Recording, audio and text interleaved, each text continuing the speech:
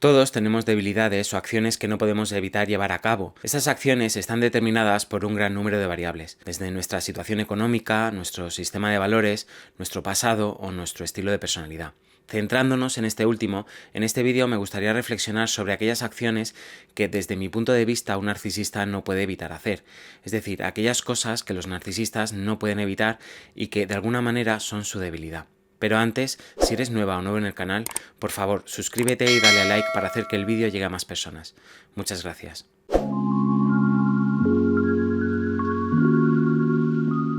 Antes de empezar, tienes que saber que no todos actuamos de la misma manera, ni siquiera los narcisistas.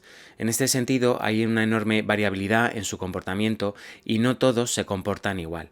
Dicho esto, y teniendo en cuenta las diferencias individuales, sí que existen ciertas tendencias generales que se pueden dar en alguien con este tipo de personalidad. En este vídeo analizaremos aquellas que se pueden dar en personas con un alto grado de narcisismo. En primer lugar, una de las cosas que a mi modo de ver no pueden evitar hacer es compararse con otros. Esta comparación con los demás será casi constante, aparecerá en todas las áreas de su vida: trabajo, amor, estudios, amistades, etc. Por ejemplo, puede que siempre esté pendiente de su amigo si se ha comprado un coche último modelo o de si le han ascendido en el trabajo. Aquí quiero hacer un inciso, y es que por supuesto que este comportamiento puede darse en todas las personas. Todos podemos compararnos con el vecino alguna que otra vez. La diferencia cuando esto ocurre con un narcisista es que si vives con él tendrás este tipo de comparaciones hasta en la sopa. Siempre estarán pendientes de los éxitos o logros de los demás, pero ahí no quedará la cosa, y es que para minimizar el impacto que este tipo de comparaciones tiene sobre su autoestima o valoración de sí mismos, por supuesto, siempre que se comparen con los demás, exagerarán sus logros o acudirán al dicho de que los demás le tienen envidia. Ya sea que hagan una cosa u otra, ellos siempre salen ganando en una competición invisible que solo ven ellos. Puede que tú ni te hayas percatado de estos logros de los demás o que incluso los hayas celebrado con ellos. Sin embargo, los narcisistas estarán muy pendientes de esa competición que solo está en sus cabezas, como si hubiese un concurso que hubiese que ganar y del cual tú no te hubieses enterado. Puede que esta comparación con los demás provenga de una infancia y adolescencia en la cual a esa persona solo se le tenía en cuenta cuando ganaba alguna competición o concurso, o puede que se le sobreprotegiese mucho y aprendiese a que la forma de evaluarse a sí mismo pasaba por compararse en exceso con los demás y sobresalir siempre de alguna manera. O simplemente esto lo hayan hecho siempre y simplemente esta competición es la continuación lógica de ese comportamiento. Sea cual sea el caso, el narcisista siempre estará atento a estos logros de los demás y, como digo, en la comparación siempre saldrán ganando ellos. Si esa persona tiene un elevado grado de narcisismo, entonces habrá poco espacio para una relación saludable. En lugar de eso, habrá abuso y deshumanización, por lo que en segundo lugar puede que acceda a compararte con otros, pero esta vez minimizando tus logros en lugar de ensalzarlos. Esta comparación forma parte del tratamiento abusivo que suelen dar a los demás. En el contexto del abuso narcisista, a este tipo de comparaciones se le conoce como triangulación. Y si en sus comparaciones con los demás son ellos los claros ganadores, en tus comparaciones con los demás tú eres el claro perdedor. No hay nada que pueda rescatar de ti. No hay nada que, según su punto de vista, destaque frente a otros o en el cual sobresalgas frente al resto. Por supuesto, esto no sucede al principio. Al principio, y después de forma intermitente, el narcisista suele decirte cosas positivas para así reforzar vuestro vínculo. Sin embargo, en el día a día es más habitual que haya comparaciones contigo y con los demás de forma explícita, pero también implícita. Con estas comparaciones implícitas siembran la duda sobre la lealtad de su vínculo y además siempre pueden desdecirse o decir que era una broma si la cosa sale mal. Al contrario de lo que ocurre con sus comparaciones con otros, en las tuyas tú eres el claro perdedor y los demás siempre tienen algo especial que a ti te falta. Ese algo especial será suficiente como para justificar esa comparación y como para hacerte sentir inferior. Según ellos, a ti nadie te envidia. De hecho, deberías de aprender de tal o cual persona que siempre hace las cosas mejor que tú. Esto se dará de forma intermitente, como digo, por lo que siempre habrá el suficiente número de días buenos para hacerte dudar de lo que está pasando. En tercer lugar, algo que definitivamente muchos de ellos no pueden evitar es mentir sin la necesidad de hacerlo. Este punto lo considero importante, por lo que voy a detenerme a explicarlo un poco mejor. Muchas personas mienten, de hecho todos hemos mentido alguna vez. Sin embargo, en el caso de los narcisistas es notorio el hecho de que se les pille mintiendo en cosas en las que uno pensaría que no es necesario mentir. Es decir, seguramente muchas de sus víctimas se les han pillado de una mentira y no solo no entienden la mentira en sí, sino tampoco la necesidad de hacerlo. Esto no quiere decir que haya que justificar a alguien cuando nos miente, pero a veces podemos entender por qué alguien lo hace. En el caso de los narcisistas, estas mentiras son como una bomba de humo totalmente aleatoria e injustificada que nos lanzan a la cara. Es decir, cuando la persona descubre la mentira, no entiende el motivo que hay detrás. Algunos teóricos apuntan a que esto les da una sensación de control y de poder sobre los demás, y por eso lo hacen. Mientras tú no seas consciente de esa mentira, ellos sienten que tienen el control sobre la relación, que pueden hacer contigo lo que quieran y que de hecho son la parte dominante de esta. Y es que en cierto sentido puede que sean la parte dominante, pero no por las razones que ellos creen. Se sitúan ahí porque juegan con ventaja saltándose límites personales, manipulando, mintiendo aleatoriamente y demás. Por lo que las razones por las que ellos se sitúan en la parte dominante, digamos, son muy distintas a las que ellos creen. En cuarto lugar, pueden tener problemas en las relaciones interpersonales. Aquí tengo que hacer un inciso y es que no todos los narcisistas presentan este problema. Esto es debido a que muchos de ellos tienen relaciones tan superficiales que muchos de ellos son capaces de conservar amistades y demás durante un tiempo prolongado. Sin embargo, cuando este grado de cercanía con la otra persona es más próximo, su falta de empatía y tendencia a centrarse en sus propias necesidades pueden dar lugar a conflictos en las relaciones. En este sentido, no solo aparecerá lo que conocemos hoy como abuso narcisista, sino que las personas cercanas a ellos pueden sentirse descuidadas o utilizadas. Y es que, como sabes, los narcisistas se acercan a los demás escondiendo un gran interés personal, es decir, no piensan en los beneficios mutuos que una relación con alguien puede ofrecer, sino solamente en sus propios beneficios. Por eso muchas personas pueden sentirse descuidadas e incluso utilizadas cuando esta relación llega a su fin. Muchos narcisistas deciden terminar con la relación de amistad o amorosa porque literalmente no pueden sacar más de esa persona. Han exprimido tanto a esa persona y han cogido tanto de ella que literalmente no pueden obtener nada más.